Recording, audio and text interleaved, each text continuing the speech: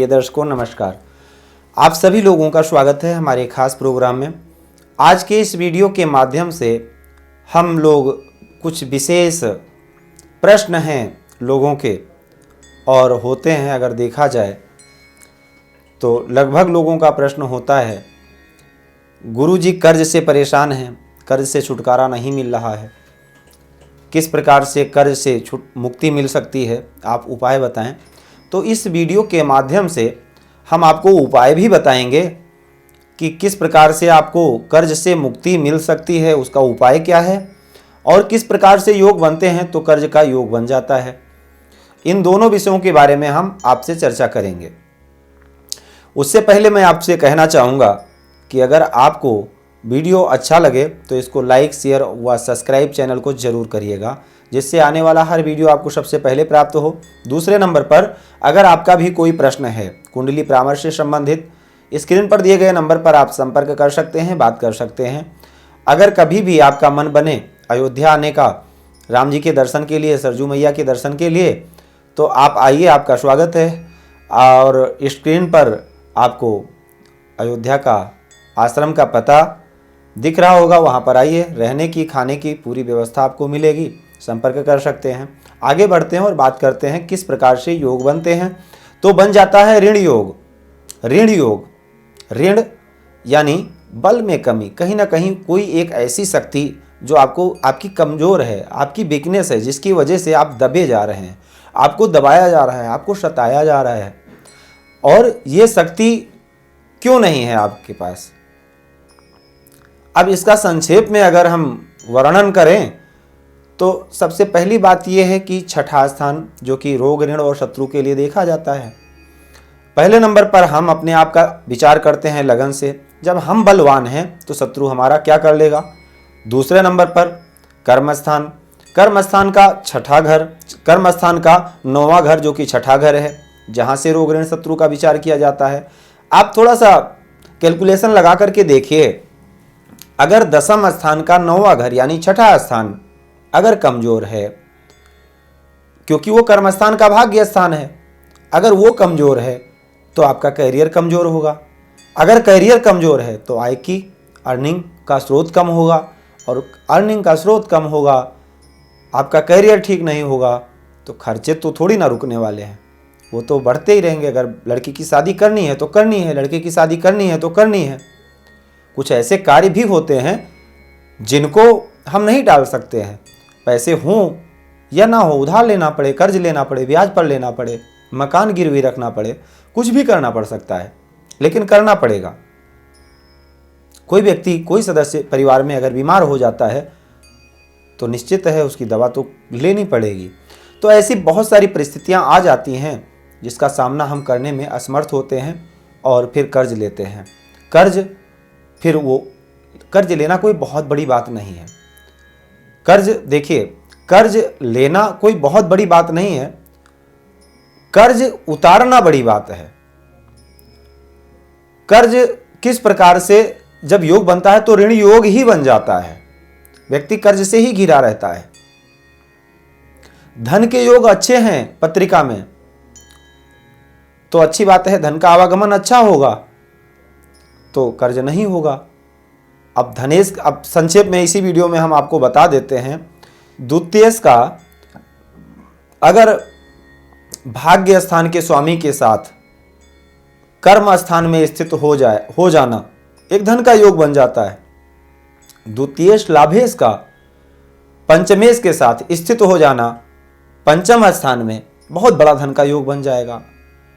द्वितीयश लाभेश अगर लाभ स्थान में स्थित हो जाए, अच्छा योग बन जाएगा धन का। आपके द्वितीयश और लाभेश अगर धन ही भाव में स्थित हो जाए तो भी बहुत अच्छा योग बन जाएगा। द्वितीयश और लाभेश अगर सप्तम स्थान में स्थित हो जाए, लग्न को प्रभावित कर दें, बहुत अच्छी बात है। भौतिक सुखों के कारक शुक्र बलवान होंगे, निश्चित है भौतिक सुख सुविधाएं आपको अच्छी मिलेंगी। आपका चौथा भाव बलवान होगा, निश्चित है पैतृक सहयोग काफी अच्छा होगा। और आपका लग्न बलवान है तो आप हर कार्य में, बहुत सारे कुयोग बताए गए हैं पत्रिका में, ज्योतिष शास्त्र में, लेकिन वो कुयोग जब ही सिद्ध होंगे जब लग्न कमजोर होगा। राहुस्त दृग योग यदा अंतये राहुस्त नाथस्य तथैव भूयात् अंत्याधिपश्चेत वीरेण हीना। तो काराग्रह, ये काराग्रह ग्रह का योग है, उसके लिए फिर भी लग्नेश का कमजोर होना जरूरी है किसी भी अशुभ कार्य के लिए। अगर हम प्रभावित हैं, हमको कोई परेशान कर रहा है, कोई चीज परेशान कर रही है, चाहे वो रोग परेशान कर रहा हो, चाहे शत्रु परेशान कर रहा है, चाहे ऋणी परेशान कर रही है, कोई व्यक्ति विशेष हमारे ऊपर हावी हो रहा है, यानी लग्न पीड़ित है, लग्नेश पीड़ित है, लग्नेश बलवान है, हम हर परिस्थिति का सामना कर सकते हैं। सबसे पहले नंबर पर देखिए, लग्न, लग्नेश और चंद्रमा बलवान होने चाहिए, अच्छी स्थिति में होने चाहिए। कैसे? अब संक्षेप में ही बता देते हैं। लग्न के स्वामी केंद्र व त्रिकोण में हो, एकादश व तीसरे स्थान में हो, बहुत अच्छा। द्वितीय स्थान में हो फिर भी अच्छा।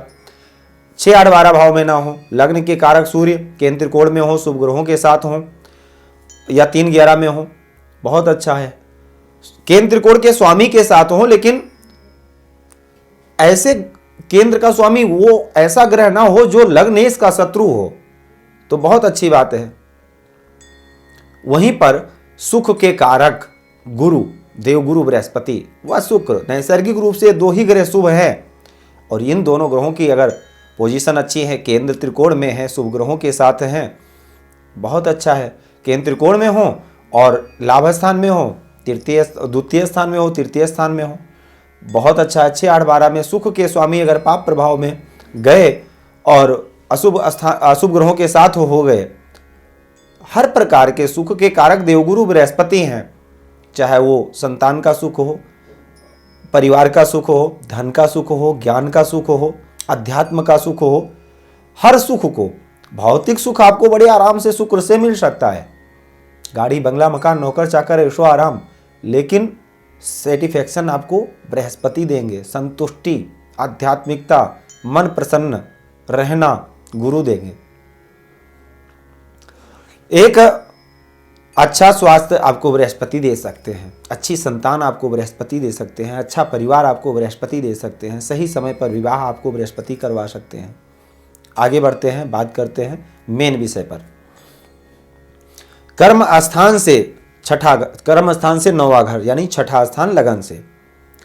अब कर्म स्थान से 9वां घर, छठा स्थान, जहां का स्वामी अगर अच्छी पोजीशन में है, छठा स्थान पाप कर्तृ योग में ना हो, यानी पंचम में और सप्तम स्थान में अगर अशुभ ग्रह ना हो, तो छठा स्थान पाप कर्तृ योग में नहीं है। छठे घर का स्वामी पाप कर्तृ योग में ना हो तो बहुत अच्छा है। छठे घर का स्वामी अगर अष्टम में व द्वादश स्थान में अगर होगा तो एक प्रकार से विपरीत राजयोग बनेगा, लेकिन अशुभ ग्रहों के प्रभाव में अगर आ गया तो दिक्कत है। सबसे अच्छा यह होगा कि छठे घर का स्वामी एकादश स्थान में बैठ जाए, छठे घर का स्वामी एकादश में बैठ जाए, तीसरे स्थान में बैठ जाए, यह बहुत अच्छा होगा। अष्टम और द्वादश में इतना अच्छा नहीं होगा।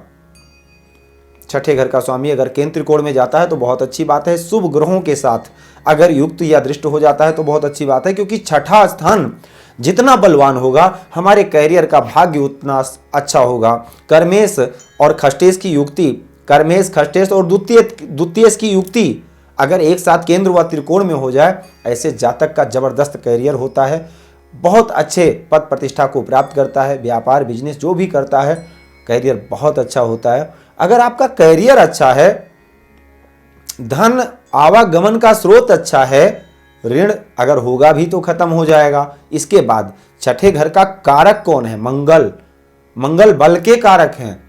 बल कितने प्रकार के होते हैं? देखो, एक शब्द है बहुत छोटा सा, बल जिसको बोलते हैं। बल चाहे वो परिवार का हो, आपके शक्ति का, आपके बाजुओं की शक्ति का हो, आपके धन का हो, आपके पराक्रम का हो, समाज का हो, जनता का हो, आदि इत्यादि से आप किसी अच्छे पद प्रतिष्ठा पर प्राप्त हैं तो आपको सत्ता का बल है, और यह बल निश्चित है आपको बलवान बनाएगा। और मंगल इसीलिए छठे स्थान के कारक हैं, क्योंकि जब मंगल कमजोर हो जाएंगे, प्रभावित हो जाएंगे, पीड़ित हो जाएंगे, बल की कमी हो जाएगी, तब वो चाहे किसी भी प्रकार का बल हो, जब बल आपके पास कम होगा तो ये एक कारण है कर्ज, तब वो कारण बन करके ऐसे ऐसे बहुत सारे कारण बन सकते हैं। भाइयों का सुख ना मिलना, परिवार का सुख अच्छा ना मिलना, सहयोग ना मिलना, पराक्रम ना होना, बाजुओं में शक्ति ना होना, ये सब आपको वीकनेस देंगे, कमजोरी देंगे। इसका फिर आपको कहीं ना कहीं आपके अंदर एक घुटन होगी कि मेरे पास ये नहीं है, तब चिंता बढ़ेगी। यानी मंगल कर्ज के कारक हैं। छठा स्थान, छठे स्थान के स्वामी, छठे स्थान के कारक। इन तीन चीजों को अगर आप देखें, अगर इनमें अगर कमी है, छठा स्थान पाप कर्तृयोग में है, छठे स्थान में अशुभ ग्रहों का प्रभाव है, छठे स्थान का स्वामी प्रभावित है, पीड़ित है, और कारक मंगल अगर पीड़ित हैं, प्रभावित हैं, तो कर्ज का योग बन जाएगा। और ये योग जब बनेगा तो उसको फिर कहीं ना कहीं कर्ज से व्यक्ति नहीं निकल पा। और भी बहुत सारे योग बताए गए हैं ज्योतिष शास्त्र में।